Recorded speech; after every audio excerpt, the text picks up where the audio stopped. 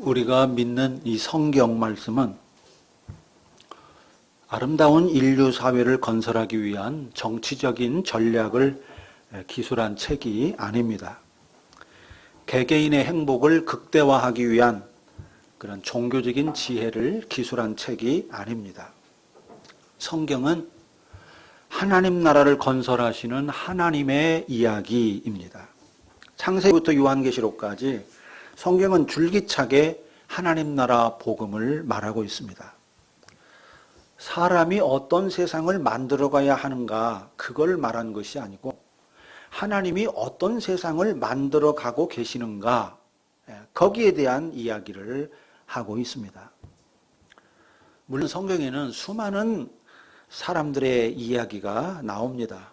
아마 성경만큼 많은 인물이 등장하는 책도 없을 것이고 성경만큼 장구한 역사를 담고 있는 책도 없을 겁니다. 성경에는 정말로 장구한 역사 속 인물들이 수없이 등장합니다. 그런데 수많은 인물이 등장함에도 불구하고 성경은 인간의 역사를 기술한 책이 아닙니다. 인간의 이야기를 기술한 책이 아닙니다. 인간이 다스리는 나라, 인간이 만들어내는 이상사회에 대한 그런 이야기가 아닙니다. 성경은 하나님의 이야기입니다. 하나님이 다스리는, 하나님이 통치하는 나라를 건설하는 것과 관련된 하나님의 이야기인 거죠. 그런데 앞에서도 말한 것처럼 하나님의 이야기를 들여다보면 그 이야기의 줄거리가 온통 인간에 대한 것들입니다. 창조 이야기부터가 그렇습니다. 성경의 창조 이야기는 하나님의 형상을 따라 사람을 만들었다. 이것이 창조 이야기의 핵심입니다. 창조 이후의 이야기도 뭐가 핵심입니까? 하나님이 인간이 하나님을 떠남으로써 부패한 죄인이 되었고 그로 말미암아 죽음살이를 하게 되었다. 이것이 핵심이죠. 구원 이야기 역시 하나님이 인간이 되셨다. 하나님이 인간이 되어서 십자가의 죽음으로써 인간과 세상을 죽음살이로부터 해방시켜내시고 생명살이를 하게 하셨다. 이게 핵심입니다.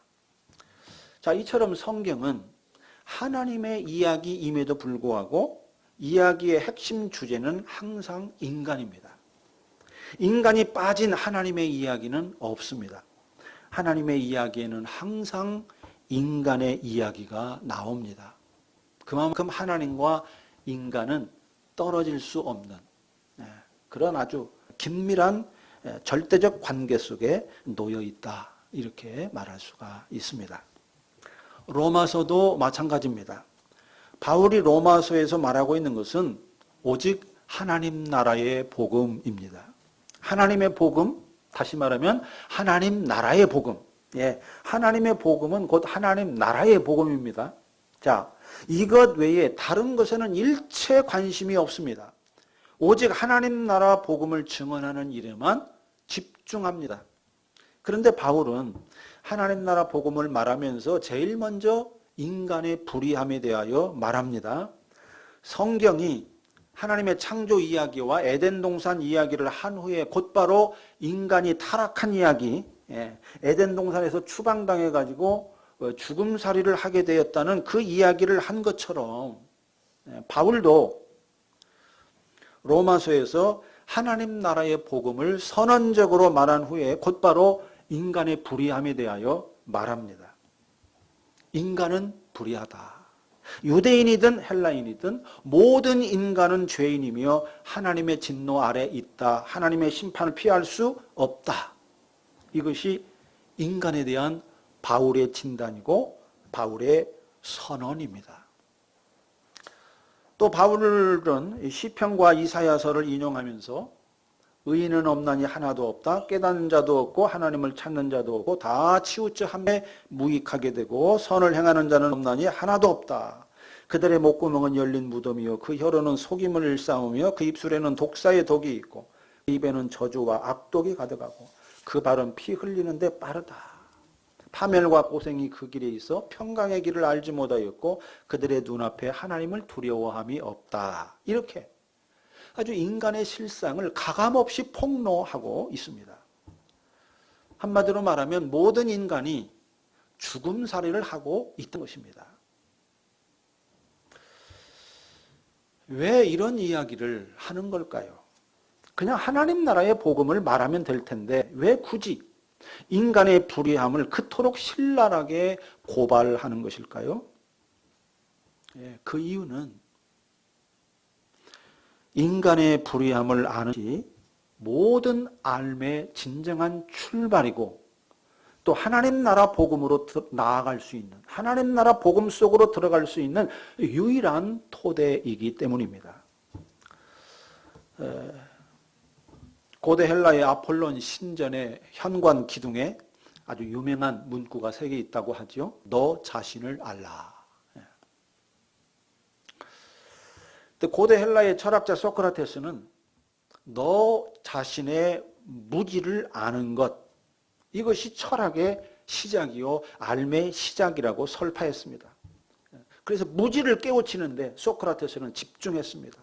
무지를 아는 것이야말로 진정한 철학의 시작이다. 삶의 시작이다. 삶의 시작이다. 이렇게 본 거죠. 그런데 바울은 소크라테스보다 한 걸음 더 나갑니다. 자기의 무지를 아는 것, 그것만으로는 부족하다는 겁니다. 뭘 알아야 되느냐? 자신의 불의함을 알아야 된다는 겁니다.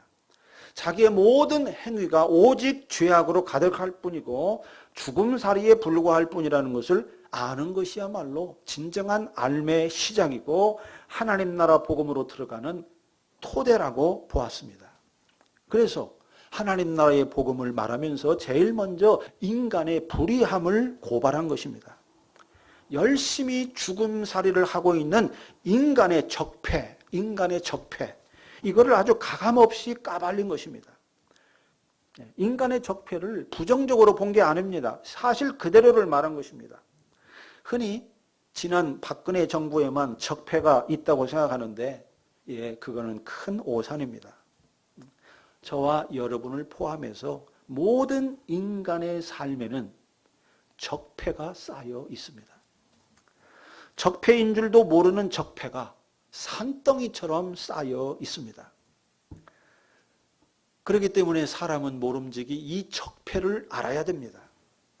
특히 자기 삶 속에 쌓여 있는 이 적폐, 자기 삶 속에 쌓여 있는 이 부정한 이 적폐를 알아야 비로소 진정한 삶이 시작됩니다. 하나님 나라의 복음을 듣는 새로운 역사가 시작됩니다.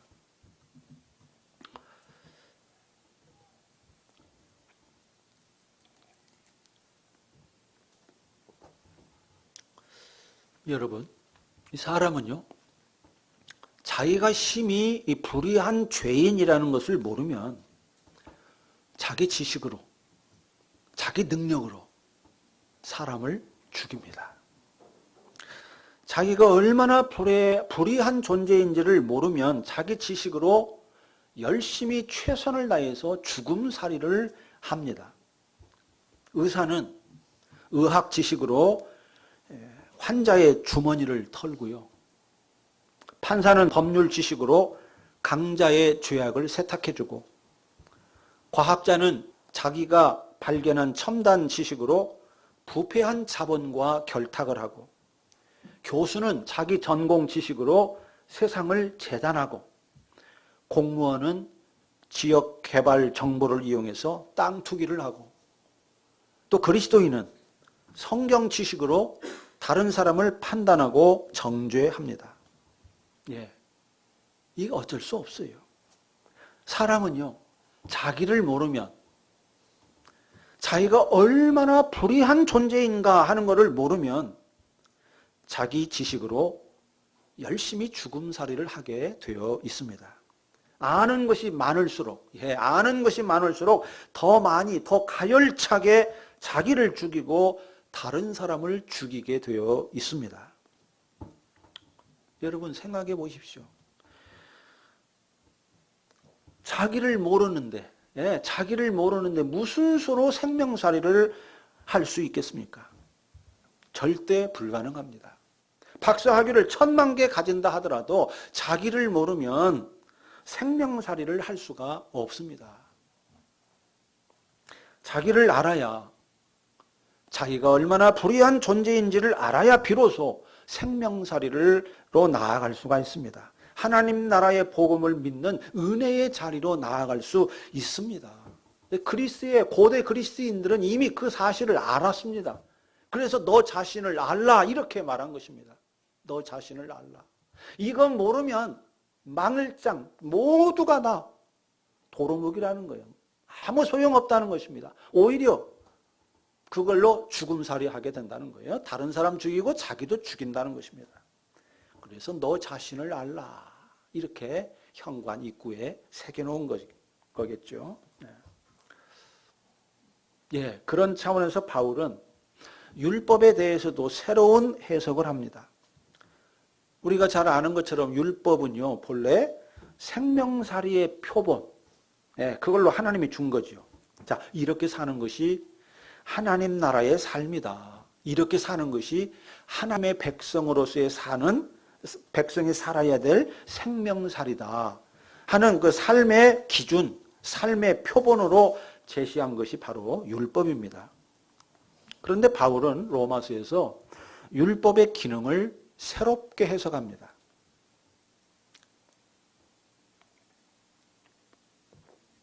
하나님이 이스라엘 백성에게 율법을 준 것은 한마디로 죄를 깨달아 알게 하려고 준 거다. 이렇게 해석해요. 자, 3장 19절과 20절입니다. 우리가 알거니와 무릇 율법이 말하는 바는 율법 아래에 있는 자들에게 말하는 것이니 이는 모든 입을 막고 온 세상으로 하나님의 심판 아래에 있게 하려 함이라. 그러므로 율법의 행위로 그의 앞에 의롭다 하심을 얻을 육체가 없나니 율법으로는 죄를 깨달음이니라. 예, 율법으로는 죄를 깨닫는다. 이게 율법의 기능이라는 겁니다. 율법의 기능이라는 거예요. 율법을 쫓아 살 능력이 그들에게 없다. 없다는 거예요. 그걸 알게 하려고. 하나님의 심판 앞에서 어떤 변명이나 핑계를 할 수 없게 하려고 율법을 주었다 하는 것이 바울의 해석입니다. 옳습니다. 율법은 하나님 나라 백성이 살아야 될 삶의 표본임에 틀림이 없습니다. 그렇지만은 율법의 현실적인 쓰임새는 거기에 있지 않습니다.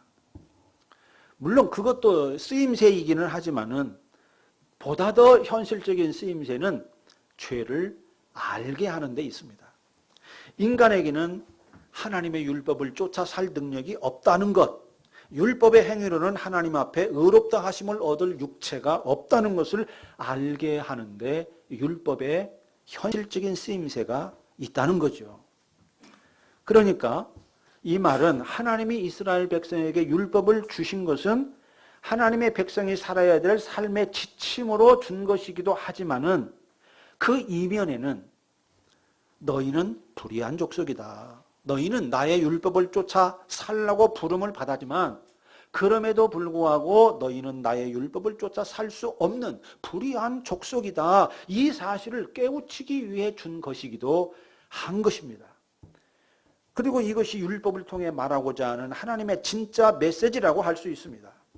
또 이것이 인간이 알아야 될 첫 번째 진실이고 지식입니다. 나를 포함해서 모든 인간이 불의하다는 것.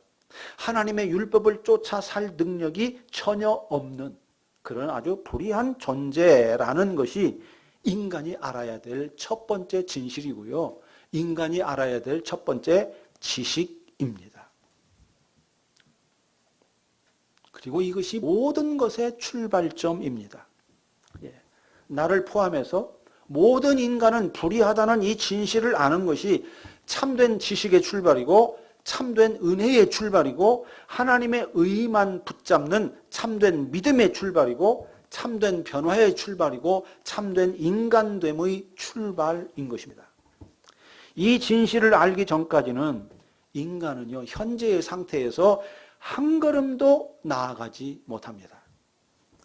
모든 인간은 지금 죄의 종노릇을 하고 있고 자기의 종노릇을 하고 있고 죽음의 종노릇을 하고 있고 왜곡된 자유의 종노릇을 하고 있고 세상의 종노릇을 하고 있는데 이런 상태에서 한 걸음도 앞으로 나아갈 수가 없습니다. 인간의 근본 문제, 삶의 근본 문제가 하나도 풀리지 않습니다. 오직 인간이 불의하다는 이 첫 번째 진실, 첫 번째 지식을 알아야만 현재 상태에서 새로운 미래로 한 걸음씩 나아갈 수 있습니다. 인간의 근본 문제, 인생의 근본 문제가 풀리기 시작합니다.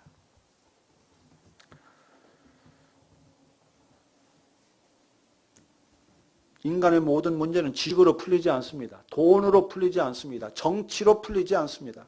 내가 누구인지를 아는 것으로부터 시작됩니다. 풀리기 시작해요. 바울은 1장 17절에서 말했습니다. 복음에는 하나님의 의가 나타나서 믿음으로 믿음에 이르게 하나니 오직 의는 믿음으로 말미암아 살리라 함과 같으니라. 예, 저는 이 로마서 1장 17절 이 짧은 문장이야말로 성경 전체를 통틀어서 하나님 나라 복음의 정수를 담아내는 최고의 문장이라고 생각합니다. 그런데 이 문장을 제대로 이해하려면 반드시 인간이 불의한 존재라는 사실을 알아야 됩니다. 인간은 뼛속까지 죄인이며 하나님의 율법을 쫓아 살 수 없는 존재라는 사실을 처절하게 자각해야 합니다. 그래야 로마서 1장 17절 말씀이 천둥소리처럼 들려옵니다. 복음에는 하나님의 의가 나타났다. 의인은 오직 믿음으로 말미암아 산다. 옳습니다, 주님. 옳습니다, 주님. 제가 붙잡아야 할 것은 오직 하나님의 의밖에 없습니다. 이렇게 굴복하게 되고 온 몸으로 이 말씀을 붙잡게 됩니다. 뭘 알아야? 내가 죄인인 것을 알아야 비로소 이 말씀이 들려옵니다. 만일 인간의 불의함에 대하여서 알지 못하면 복음에는 하나님의 의가 나타났다. 의인은 오직 믿음으로 말미암아 살리라. 이 말씀이 들려오질 않습니다. 아무리 들어도 무슨 말인지 알 수가 없고 아무리 크게 말해도 공허한 헛소리로밖에 들리지 않습니다. 모든 인간은 불의한 죄인이고 나 또한 죄의 종노릇하는 존재라는 사실을 알아야 비로소 하나님 나라 복음이 들려오기 시작합니다. 정말입니다. 하나님 나라 복음은 아무렇게나 마구잡이로 들리지 않습니다. 크게 말하고 또 지혜롭게 설명한다고 해서 들리지 않습니다. IQ가 높고 공부를 잘한다고 해서 들리지 않습니다. 하나님 나라 복음은 인간이 누구인지, 내가 누구인지를 알아야 들립니다. 그것도 인간의 위대함이라든지 인간의 탁월함을 알아가지고는 들리지 않고요. 오직 인간의 부패함과 불의함을 알아야만 들립니다. 인간은 죽어 마땅한 죄인이라는 사실을 알아야 들립니다. 바울이 1장 18절부터 인간의 불의함에 대해서 줄기차게 말하는 것도 이것을 알아야만 1장 17절 이 하나님 나라 복음에는 하나님의 의가 나타났다는 이 말씀이 제대로 들려오기 때문입니다. 그러니까 성경이 전하는 하나님 나라 복음은 인간의 선함이나 인간의 종교성이나 인간의 능력이나 인간의 믿음이나 인간의 이상이나 인간의 희망에 기초하고 있지 않습니다. 인간의 자랑이나 인간의 긍지에 기초하고 있지 않습니다. 성경이 전하는 하나님 나라 복음은 오직 어디에 기초하고 있느냐? 인간은 불의하다. 이 인간의 불의함에 그 위에 기초하고 있습니다. 인간은 불의한 죄인이라고 하는 이 차가운 진실에 하나님 나라 복음은 기초하고 있습니다.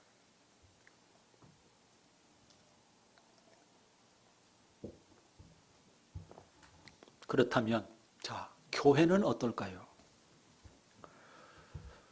교회는 과연 어디에 기초하고 있을까요? 잘 아시는 대로 교회는 하나님 나라 복음을 믿는 자들의 모임, 공동체입니다. 교회는요, 죽은 후에 천국에 가고자 하는 자들의 모임이 아닙니다. 신에 대해서 관심을 갖고 열심히 탐구하는 자들의 모임도 아닙니다. 세상살이에 흥미를 잃은 사람들의 모임도 아닙니다. 도덕적인 이상사회를 이루겠다는 야무진 꿈을 이루기 위해 노력하는 자들의 모임도 아닙니다. 교회는 오직 하나님께서 다스리는 나라, 하나님께서 다스리는 나라, 다시 말하면 하나님 나라죠. 하나님 나라가 이미 시작됐다는 사실을 믿고 하나님의 다스림을 기쁘게 받아들이는 자들의 모임입니다. 다시 말하면 교회는 하나님 나라 복음을 믿는 자들의 공동체일 뿐만 아니라 하나님의 다스림을 받는 자들의 공동체입니다. 자, 여기서 잘 구분해서 들으셔야 됩니다. 교회는 하나님을 믿는 자들의 공동체일 뿐만 아니라 하나님의 다스림을 받는 자들의 공동체다 하는 거예요. 그렇다면 여러분, 교회는 어디에 기초하고 있어야 하겠습니까? 하나님 나라 복음이 인간은 죄인이라는 이 차가운 진실에 기초하고 있는 것처럼 하나님 나라 복음 공동체인 교회 또한 인간은 죄인이라는 이 차가운 진실에 기초하고 있어야 하지 않겠습니까? 인간은 죄인이라는 차가운 진실에 눈을 떠야만 하나님 나라 복음이 제대로 들리는 것처럼 인간은 불의한 죄인이라는 차가운 진실에 기초해야만 교회가 진정한 주님의 교회, 진정한 하나님 나라 백성들의 교회, 하나님 나라 복음을 믿는 자들의 공동체로 설 수 있지 않겠습니까? 예. 교회는 모름지기 인간은 불의한 죄인이라는 차가운 진실 위에 서야 합니다. 그래야 진정한 의미의 하나님 나라 복음 공동체로 설 수가 있습니다. 그러지 않으면 교회는 하나님 나라와는 아무런 상관이 없는 인간이 모여서 종교 노름을 하는 곳이 될 수밖에 없습니다. 흔히 사람들은 교회와 기독교를 동일체라고 생각합니다. 교회가 기독교고 기독교가 교회라고 생각합니다. 그러나 여러분, 교회와 기독교는 아주 엄밀하게 말하면 동일체가 아닙니다. 외형적으로 보면 동일체처럼 보이지만은 깊이 들여다보면 동일체가 아니에요. 교회와 기독교는 비슷하지만 다릅니다. 자, 어떻게 다르냐? 교회는 잘 들으십시오. 비슷하기 때문에 잘 들어야 구별이 됩니다. 자, 교회는 왕이신 하나님의 다스림을 받는 자들의 모임인 반면에 기독교는 하나님의 가르침을 배우고 따르려는 사람들의 모임입니다. 교회는 하나님의 행하심에 기초하고 있는 반면에 기독교는 인간의 범주에서 하나님을 이해하고 인간의 범주에서 구원을 이해하고 행하는 것에 기초하고 있습니다. 자, 쉽게 말하겠습니다. 교회는 하나님이 중심인 반면에 기독교는 하나님을 믿는 사람이 중심입니다. 교회는 하나님의 공동체인 반면 기독교는 하나님을 믿는 사람들의 공동체입니다. 자, 그래서 교회는 하나님의 다스림을 받으라고 말하는 반면 기독교는 하나님의 말씀을 행하라고 말합니다. 자, 교회와 기독교는 이처럼 달라요. 비슷한 듯 다릅니다. 결국 기독교는 뭐냐? 교회가 부패해서 교회가 제도화되고 정치화되고 종교화되고 인간화된 것, 교회가 부패해서 제도화, 정치화, 종교화, 인간화된 것, 이게 기독교입니다. 교회는 교회인데 교회의 본질, 핵심 본질이 빠지거나 왜곡되어 있는 것, 이게 기독교입니다. 우리는 이 교회와 기독교를 잘 구별할 수 있어야 합니다. 물론 교회와 기독교는 칼로 자를 수 없어요. 완전히 분리되지는 않습니다. 서로 겹치는 부분이 있습니다. 그러나 본질적으로 구별되는 부분이 있어요. 저는 말씀샘교회 7년을 보내면서 뼈아픈 진실을 발견했습니다.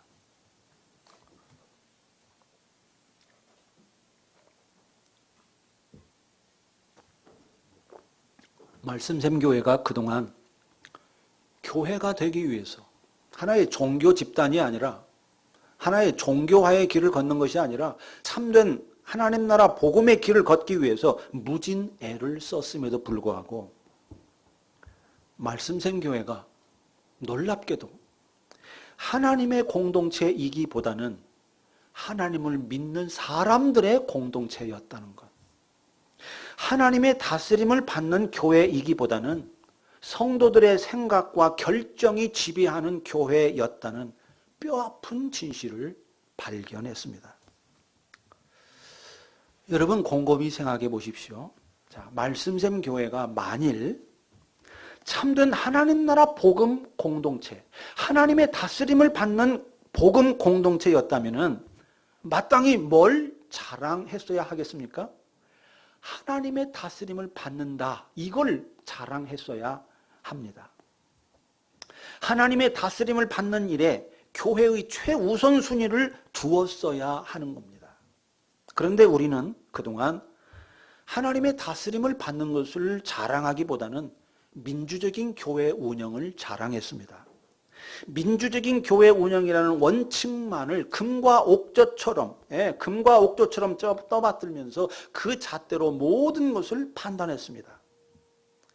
또 성도 수는 적지만 다들 성숙한 그리스도인이라고 서로를 추켜 세우면서 서로에게 만족했습니다.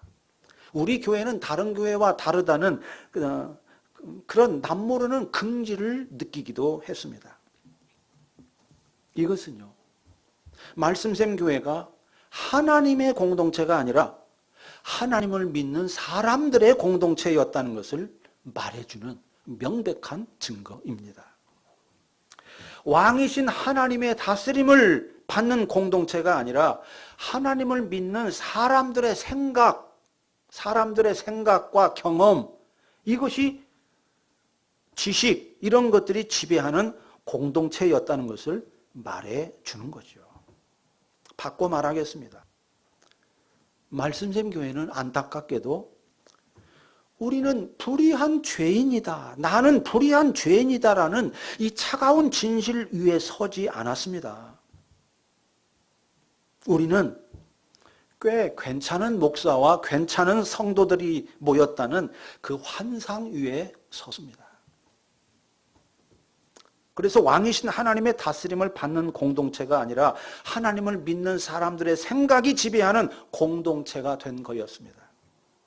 물론 얼마 전까지만 해도 저는 이 사실을 까맣게 몰랐습니다. 말씀샘 교회가 여러 가지로 부족한 것이 있었지만은 그래도 건강한 교회의 길을 가기 위해 최선을 다해 왔고 또 그렇게 걸어왔다라고 생각했습니다. 그런데 최근에 와서 보니까 말씀샘 교회는 하나님의 공동체가 아니라 하나님을 믿는 사람들의 공동체였다는 게 확연히 깨달아졌습니다. 왕이신 하나님의 다스림을 받는 공동체가 아니라 모든 성도가 하나님의 말씀 앞에 굴복하는 그런 하나님의 다스림을 받는 그런 공동체가 아니라 하나님을 믿는 사람들의 경험과 지식과 생각이 지배하는 그런 공동체였다, 그런 교회였다 하는 사실을 발견하게 된 겁니다. 참으로 뼈아픈 발견이었습니다. 지금껏 이 사실을 몰랐다는 것도 경악스럽지만은 어쨌든 참으로 뒤늦은 발견이었습니다. 그러나 너무나 감사했습니다. 너무도 뼈아픈 이 진실을 지금이라도 보게 된 것이, 지금이라도 보게 된 것이 저는 너무나 감사했습니다. 저는 말씀샘 교회가 하나님 나라의 공동체가 아니라, 하나님의 공동체가 아니라 하나님을 믿는 사람들의 공동체였다는 사실을 발견하고 기도하기 시작했습니다. 하나님 아버지, 말씀샘 교회가 명실공히 하나님의 다스림을 받는, 하나님의 말씀 앞에 모두가 두말 않고 굴복하는 그런 하나님 나라 복음 공동체로 거듭나게 해 주옵소서. 성도들의 경험과 생각이, 지식이 지배하는 교회가 아니라 성도 한 사람 한 사람이 하나님의 다스림을 받는 그런 교회로 거듭나게 해 주옵소서. 이렇게 기도하기 시작했습니다. 저는 앞으로도 계속해서 이 기도를 올릴 것입니다. 그리고 기억하고 또 기억할 것입니다. 교회는 오직 인간이 불의한 죄인이다 라는 이 차가운 진실 위에서만 설 수 있다. 우리는 괜찮은 사람들이야. 우리는 다른 교회와 달라. 다른 그리스도인하고 달라. 우리는 성숙한 사람들이야. 이 환상에서 깨어나서 하나님 앞에 설 수 없는, 하나님의 뜻대로 살 수 없는 불의한 죄인이라는 이 처절한 자각 위에 교회를 세워달라. 그 자각 위에서만 교회가 교회로 설 수 있다. 이 사실을 저는 마음 깊이 새기고 기억할 것입니다. 결코 잊지 않을 것입니다. 여러분, 하나님은 언제나 역설적인 방식으로 일하십니다. 우리의 생각과 전혀 다른 방식으로 일하십니다. 우리가 생각하기에는 여러분, 바리새인과 같은 그런 의인들. 여러분, 바리새인은 결코 인간적으로 볼 때 나쁜 사람들이 아닙니다. 아주 훌륭한 사람들입니다. 바리새인과 같은 그런 의인들이 모여야, 훌륭한 사람들이 모여야 훌륭한 교회가 설 것 같지 않습니까? 그런데 하나님은 그렇게 일하시지 않습니다. 하나님은 바리새인과 같은 의인들 위에 당신의 교회를 세우지 않으시고 새와 같은 죄인들 위에 교회를 세우십니다. 괜찮은 사람들, 콧대가 높은 사람들을 통해서 당신의 교회를 세우지 않으시고 무너진 사람들, 콧대가 납작해진 사람들을 통해 당신의 교회를 세우십니다. 인간에 대한 희망, 인간에 대한 가능성, 그 위에 당신의 교회를 세우지 않으시고 인간에 대한 절망 위에 당신의 교회를 세우십니다. 이게 하나님이 일하시는 역설적인 방식이에요. 그래서일까요? 하나님은 말씀샘 교회를 절망의 낙으로 떨어뜨렸습니다. 지금까지 우리는 괜찮은 목사고 괜찮은 성도라고 착각하고 환상을 가졌던 그 환상과 오만을 완전히 깨뜨려 주셨습니다. 말씀샘 교회가 하나님의 공동체가 아니라 하나님을 믿는 사람들의 공동체였다는 뼈아픈 진실을 보게 해 주셨습니다. 그리고 하나님의 다스림을 받는 가장 첩경이라고 할 수 있는, 하나님의 다스림을 받는데 없어서는 안 되는 아주 중요한 것이 뭐냐? 바로 기도인데, 바로 이 기도의 자리로 나아가게 하셨습니다.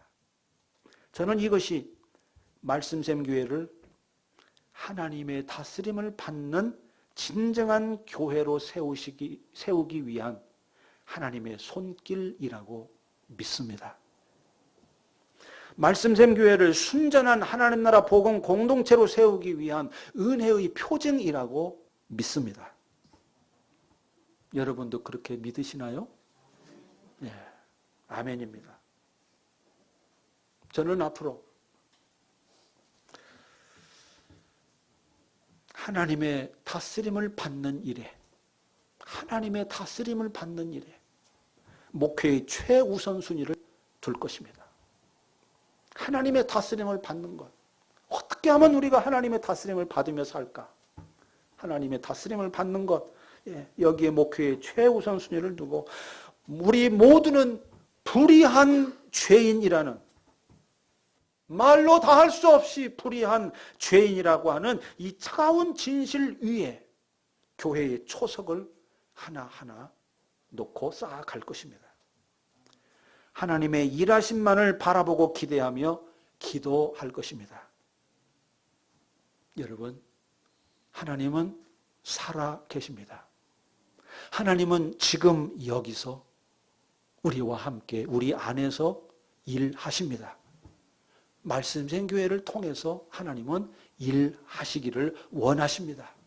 여러분, 저를 통해서 하나님 일을 해 주옵소서. 하나님만이 하실 수 있는 일이 말씀생 교회 안에서 일어나게 해 주옵소서. 이렇게 여러분, 우리 다 같이 기도하시기를 바랍니다. 끊임없이 그 기도를 드리시기를 바랍니다. 그것이 저의 가장 커다란 기도의 제목이 됐습니다.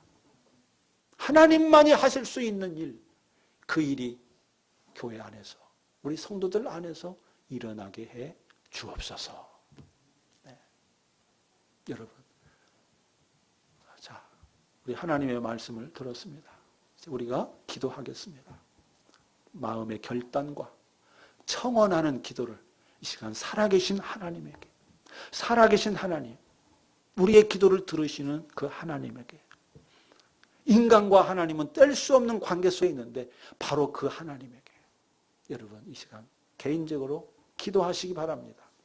우리 교회를 위해서 기도하시고 여러분 자신이 하나님의 다스림을 받는 하나님의 진정한 백성 되게 해달라고 기도하시기를 바랍니다. 예, 기도합시다.